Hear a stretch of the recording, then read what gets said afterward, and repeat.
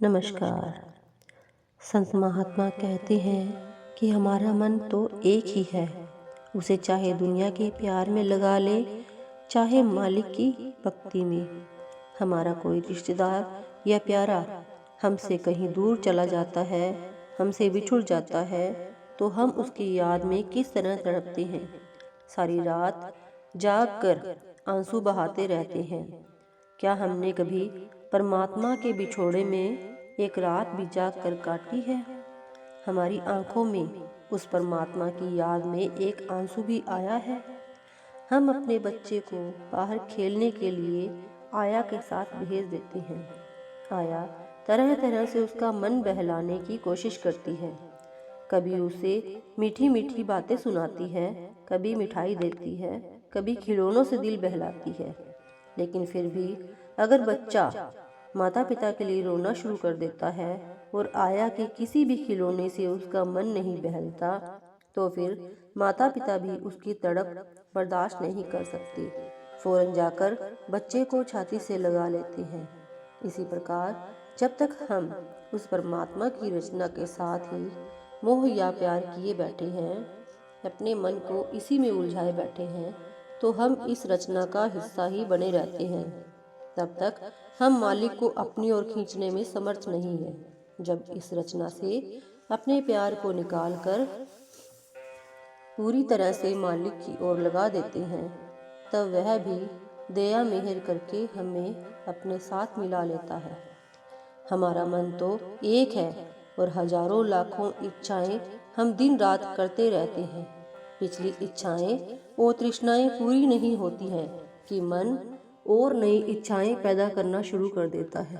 जो इच्छाएं हमारी मर्जी के अनुसार पूरी नहीं होती, वे हमारे लिए दुख का कारण बन जाती हैं। जब हमारे मन की यह हालत है, तो परमात्मा हमारे अंदर कैसे बस सकता है? परमात्मा देते देते कभी नहीं थकता। हम दुनिया के जीव लेते लेते थक जाते हैं।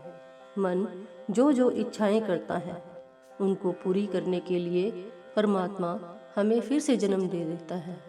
हम और इच्छाएं और तृष्णाएं पैदा करते हैं। परमात्मा फिर जन्म दे देता है और उस शरीर में जन्म देता है जिसमें जाकर उन इच्छाओं को अच्छी तरह पूरा किया जा सके। जिस समय हम सब इच्छाओं से तंग आकर परमात्मा को मांगते हैं, तो फिर परमात्मा दया मेहर करके हमें अपने साथ मिला लेता है। हमारी इच्छाएं और तृष्णाएं तो शायद हिमालय पर्वत से भी बड़ी हैं। अगर परमात्मा हमें हजारों साल की भी उम्र दे दे, तो भी शायद हम उनको पूरा ना कर सके। लेकिन मौत हमारे सिर पर खड़ी है। पता नहीं जिंदगी के चंद और साल मिलने वाले हैं या नहीं, और मौत किस वक्त आ जाए। हम सब दुनिया के जीव लोभ और लालच में फंसे हुए हैं और अपनी मौत को भूले बैठे हैं। मैं और मेरी में आकर कई प्रकार के कर्म करते हैं, कई प्रकार की इच्छाएं और तृष्णाएं पैदा करते हैं जो पूरी नहीं होती। यहाँ तृष्णा की अग्नि में जलते हैं और मौत के बाद नरकों की आग में जलना पड़ता है।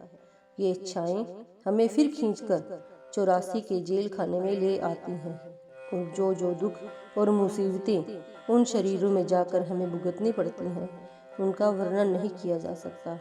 इसलिए संत महात्मा हमें समझाते हैं कि हमेशा परमात्मा की इच्छा के अनुसार जीना चाहिए। कि इसका मतलब है कि मन में कोई इच्छा और तृष्णा नहीं उठानी चाहिए। जो कुछ परमात्मा बख्शे उसकी इच्छा समझकर स्वीकार करना चाहिए। मालिक जो कर रहा है वह सब हमारे भले के लिए ही है। जिस प्रकार एक समुद्री जहाज के कोए का जहाज के अलावा और कोई ठिकाना नहीं होता, इसी प्रकार हमारी आत्मा का भी परमात्मा के सिवाय और कोई ठिकाना नहीं है। यह बात ध्यान पूर्वक विचार करने की है। ये इच्छाएं और तृष्णाएं कौन पैदा करता है? ये सब हमारा मन पैदा करता है, और हम पूरी किससे करवाना चाहते हैं? परमात्मा से। हम मन को कभी समझाने की कोशिश नहीं करते कि तू परमात्मा की मर्जी के अनुसार अपने आप को ढालने की कोशिश कर, उसके हुक्म और उसकी मौज में रह। उल्टा दिन रात परमात्मा को समझाने की कोशिश करते हैं कि तू हमारे मन की मर्जी के अनुसार चलने की कोशिश कर। Thank you.